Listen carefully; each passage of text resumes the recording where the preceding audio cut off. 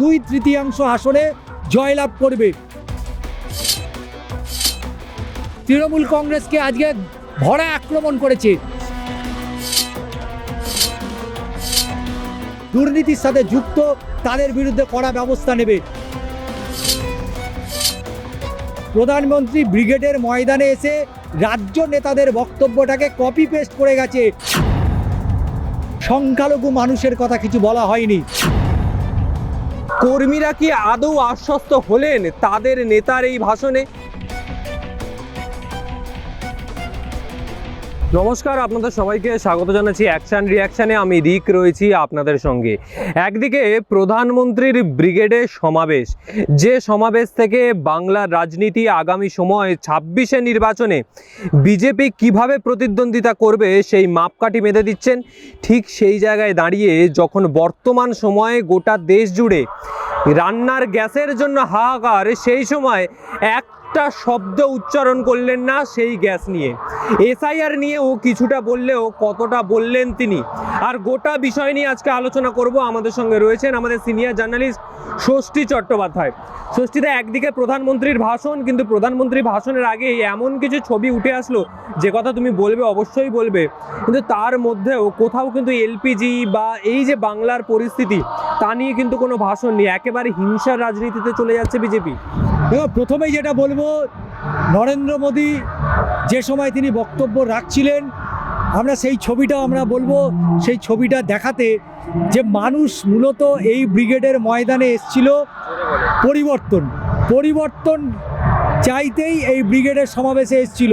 কিন্তু যে সময় প্রধানমন্ত্রী বক্তব্য রাখছিলেন সেই সময় হাজার হাজার মানুষ আমরা দেখলাম মাঠ ছেড়ে বেরিয়ে চলে যাচ্ছে। এবং কেন এই ছবিটা? তাহলে কি প্রধানমন্ত্রীর যে বক্তব্য, সেই বক্তব্যে কি আস্থা রাখতে পারলো না? কারণ যে সময় রাজ্য নেতৃত্ব তারা বক্তব্য রাখছিল সেই সময় পর্যন্ত কিন্তু আমরা দেখেছি যে মাঠে বিশাল অঙ্ক জুড়ে প্রচুর বিজেপি কর্মী সমর্থকরা সেখানে উপস্থিত হয়েছিল। কিন্তু ঘড়ির কাঁটায় যে সময় প্রধানমন্ত্রী নরেন্দ্র মোদী বক্তব্য শুরু করলেন, এই মাঠের এই অংশ থেকে প্রায় হাজার হাজার কর্মী সমর্থক তারা বেরিয়ে যেতে শুরু করলেন। তাহলে একেবারে শেষ বেলায় কেন প্রধানমন্ত্রীর বক্তব্যটা রাখা হলো? রাজ্য নেতৃত্বর বক্তব্য তো সারা বছর এখানকার কর্মী সমর্থকরা শোনে, কিন্তু প্রধানমন্ত্রী তার বক্তব্য শোনার জন্যই তো কর্মী সমর্থকরা মুখিয়েছিল। কিন্তু আমরা যে দেখলাম একেবারে শেষ বেলায় প্রধানমন্ত্রী নরেন্দ্র মোদীর বক্তব্যটা রাখা হলো, যে কারণে মানুষের দূর দূরান্ত থেকে এসছে, বিভিন্ন জেলা থেকে এসছে, প্রত্যেকের বাড়ি ফেরার সময় হয়ে আসছে। আমরা মাঠ জুড়ে দেখলাম যে প্রধানমন্ত্রী যে সময় বক্তব্য রাখছেন সেই সময় হাজার হাজার কর্মী সমর্থকরা যারা গতকাল রাত থেকে শহরে পা রেখেছিলেন শুধুমাত্র প্রধানমন্ত্রী নরেন্দ্র মোদীর বক্তব্য শোনার জন্য, কিন্তু তাদেরকে চলে যেতে হলো। এই ছবিটা একেবারে একটা দৃষ্টিকটু ছবি বলা যেতে পারে। দ্বিতীয়ত হচ্ছে, সার্বিকভাবে রাজ্যের একটা পরিবর্তন তিনি চেয়েছেন, যে পরিবর্তনটা আমরা দেখেছি যে এর আগে 2024-এর লোকসভা নির্বাচনে, তার আগে যদি আমরা দেখি 2021-এ যে সময় এই প্রধানমন্ত্রী নরেন্দ্র মোদী থেকে স্বরাষ্ট্রমন্ত্রী অমিত শাহ তিনি বলেছিলেন আপকি বার 200 পার, কিন্তু 200 তো দূরস্থ, 100-র গেরও টপকাতে পারেনি। কিন্তু এবারে আর পরিসংখ্যান দেয়নি, সেখানে বলেছে 2/3 আসনে জয়লাভ করবে। ভালো কথা, নির্বাচনের লড়াই হবে এবং ইস্যুর ভিত্তিতে যে নির্বাচনের লড়াই হবে এটাই একেবারে স্বাস্থ্যকর বিষয়। কিন্তু প্রধানমন্ত্রী যে বক্তব্যগুলো রাখলেন সেখানে এসআইআর প্রসঙ্গটা এলো, কিন্তু এসআইআর প্রসঙ্গে বারবার যেটা বলা হলো যে মৃত ভোটার অর্থাৎ ডেড ভোটার যারা স্থানান্তর হয়েছে। কিন্তু আমার প্রশ্ন এখানে উঠে আসছে যে হাজার হাজার মতুয়া সম্প্রদায়ের মানুষ যারা মূলত বিজেপির ভোট ব্যাংক, এবং দীর্ঘ সময় এর আগে প্রধানমন্ত্রী যাওয়ার কথা ছিল, তিনি যেতে পারলেন না। রানাঘাট, ওদিকে তোমার বনগা, ওদিকে গাইঘাটা, হরিণঘাটা, এই বিস্তীর্ণ অঞ্চল যেটা টোটালটাই বিজেপির ভোট ব্যাংক এবং হিন্দু ভোট বেশি, সেই বিষয় নিয়ে প্রধানমন্ত্রী নরেন্দ্র মোদী তিনি কিন্তু একটি কথা খরচ করেননি।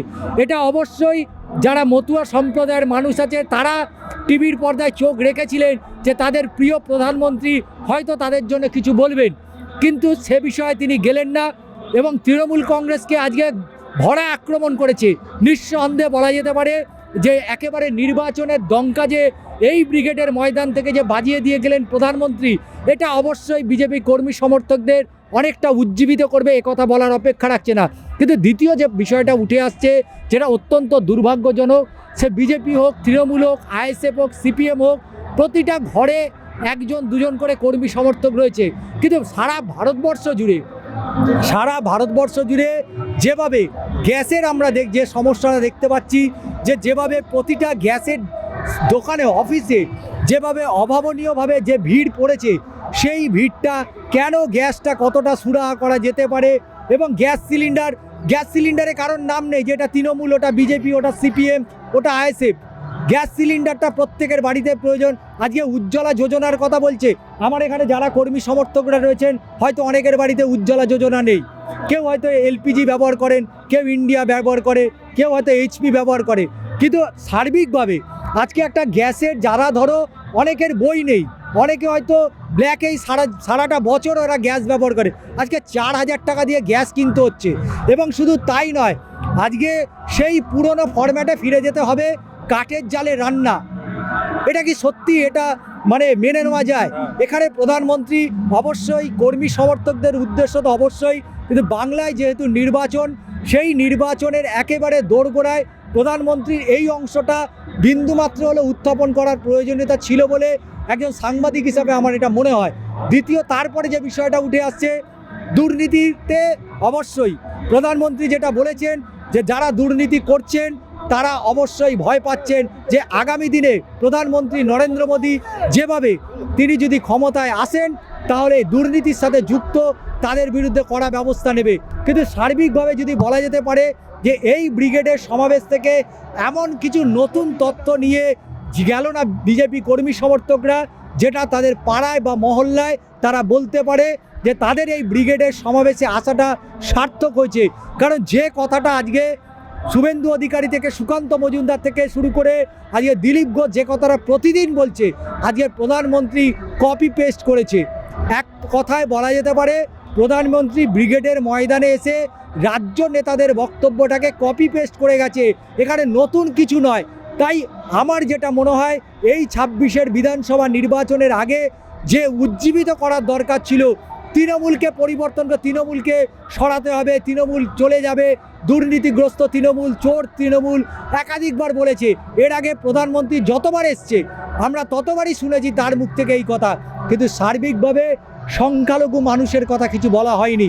এখানে মূলত কুর্মী সমাজ, এখানে আদিবাসী সমাজ, এসটি এসসি ওবিসি সমাজের কথা বলা হয়েছে, কিন্তু এখানে জাতি ধর্ম নির্বিশেষে কোনো কথা সেভাবে বলা হয়নি। স্পেসিফিকভাবে বলে দেওয়া হয়েছে তুমি হিন্দু, তুমি হচ্ছে কুর্মী, তুমি হচ্ছে ST OBC, scheduled caste, scheduled tribe, তুমি জনজাতি।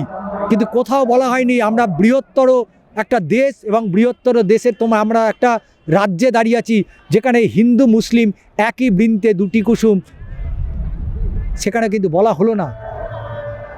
এই কথাটা একবারও প্রধানমন্ত্রী বললেন না। তিনি দেশের প্রধানমন্ত্রী, ইন্ডিভিজুয়ালি কারোর প্রধানমন্ত্রী নন, এটা সকলের প্রধানমন্ত্রী, সারা ভারতবর্ষের মানুষের প্রধানমন্ত্রী। তাই এখানে হিন্দু, মুসলিম, খ্রিস্টান, ইসাই প্রত্যেকের প্রধানমন্ত্রী হচ্ছে নরেন্দ্র মোদী। কিন্তু আজকে যে ভাগটা তিনি করে গেলেন একজন দেশের প্রধানমন্ত্রী, তাতে আগামী দিনে এই সংখ্যালঘু সম্প্রদায় তারা কিন্তু ঘুরে দাঁড়াবে, এবং তার জবাব অবশ্যই ভোট ব্যাংকে পড়বে। কারণ হিন্দুদের দিয়ে শুধু ভোট হয় না, হিন্দুরা শুধু নির্বাচনে আসে না, হিন্দু, মুসলিম, খ্রিস্টান, শিখ প্রত্যেকেই কিন্তু তারা নির্বাচনে আসে। কিন্তু আজকে প্রধানমন্ত্রী নরেন্দ্র মোদী শুধু হিন্দু এবং কারা হচ্ছে জনজাতি, কারা হচ্ছে চাষ শ্রমিক, কারা হচ্ছে তোমার কুর্মী, এইগুলোকে ভাগ করে দিয়ে চলে গেলেন। অর্থাৎ ধর্মীয় মেরুকরণের যে রাজনীতি, এটা যে প্রধানমন্ত্রী নরেন্দ্র মোদীও এই ব্রিগেডের ময়দান থেকে একটা আওয়াজ তুলে দিয়ে গেলেন, তা কিন্তু স্পষ্ট দিক।